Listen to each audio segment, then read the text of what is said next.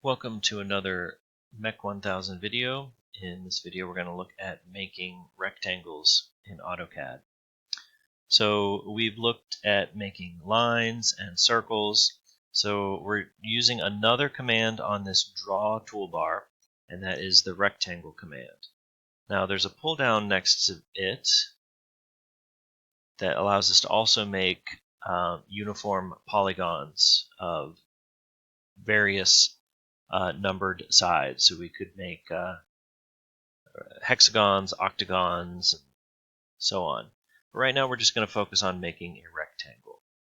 So if you select the rectangle command and look at the command prompt, it's telling you that you need to specify the first corner point. So I'll zoom in here down near the origin, and I have my grid snap turned on, my snap mode. So I can snap to a point like here. The coordinates 5, 3, 5 inches over, 3 inches up from the origin.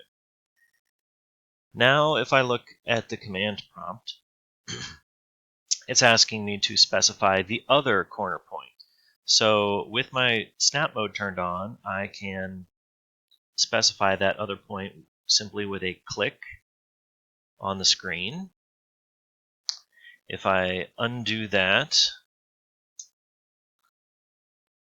and let's try a different method, I'll choose my first point, and instead of clicking somewhere on the screen, maybe I will just type in with my keyboard how big I want this rectangle to be. Maybe I want it to be 3 inches wide, so that'd be an x-coordinate of 3, comma 2. So relative from my initial corner I chose, it went over 3, up 2. Again, as a reminder, I have my dynamic input turned on, meaning that when I chose that initial corner, you can see like the little box that pops up next to the cursor that says specify other corner point. That is the dynamic input, and when it is turned on, when you key in coordinates, it is making the assumption that you mean relative coordinates, relative to the original starting point. So for instance, if I type in 1, 1, enter, it makes a 1 inch by 1 inch box because it chose the second point relative to the first one. Let me just delete that and show if I have my dynamic input turned off, and I do that same thing. I start a rectangle here, and I key in 1, 1, enter.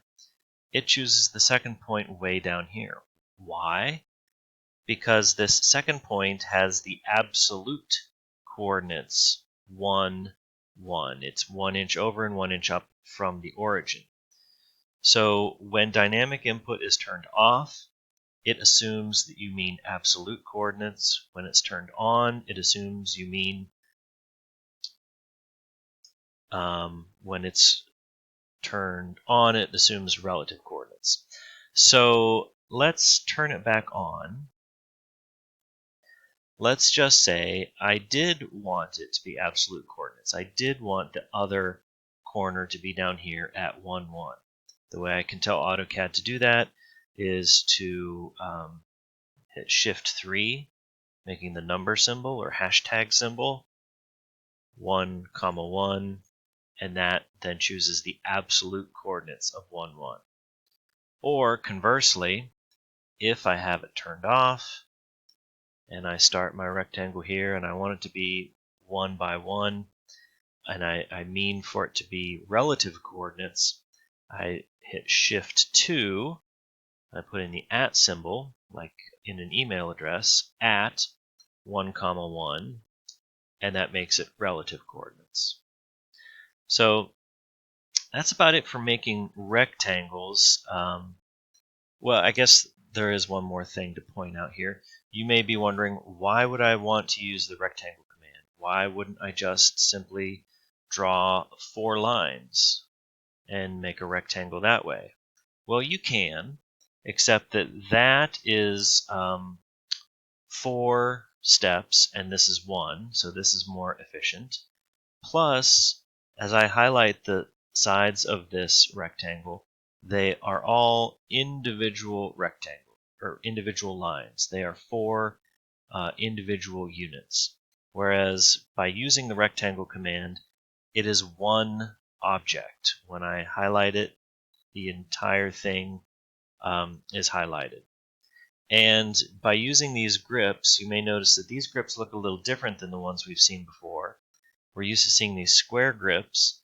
Rectangle has these kind of flattish, rectangular shaped grips, and they allow you to stretch out a box to make it taller or wider. Whereas if I did that with a rectangle that I had just drawn with 4 lines, and I tried to stretch it up, I would really just be moving one of the 4 sides instead of stretching the box. So there is a bit of a benefit to using the rectangle command. Okay, I think that's it for rectangles.